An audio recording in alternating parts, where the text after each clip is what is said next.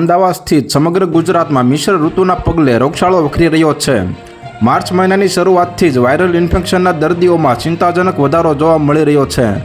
ત્યારે અમદાવાદમાં 3 મહિના બાદ 2 કોરોના સંક્રમિતો નોંધાયા છે, જેમણે અસારવા સ્થિત સિવિલ હોસ્પિટલમાં સારવાર આપવામાં આવી રહી છે। ખાસ કરીને અમદાવાદમાં સ્વાઇન ફ્લૂના કેસમાં અચાનક ઉછાળો આવતા તબીબોએ પણ ચિંતા વ્યક્ત કરી છે। અમદાવાદની ખાનગી ક્લિનિકોથી માંડીને એશિયાની સૌથી મોટી અસારવા સ્થિત સિવિલ હોસ્પિટલની ઓપીડી પર વાયરલ ઇન્ફેક્શન અને સ્વાઇન ફ્લૂના દર્દીઓથી ઉભરાઈ રહી છે। અત્યારે સિવિલ હોસ્પિટલમાં સ્વાઇન ફ્લૂના 5 અને 2 કોવિડ પોઝિટિવ દર્દીઓ દાખલ કરવામાં આવ્યા છે, જે પૈકી 40 વર્ષનો પુરુષ અને બીજી 75 વર્ષની મહિલાનો કોવિડ રિપોર્ટ પોઝિટિવ આવ્યો છે।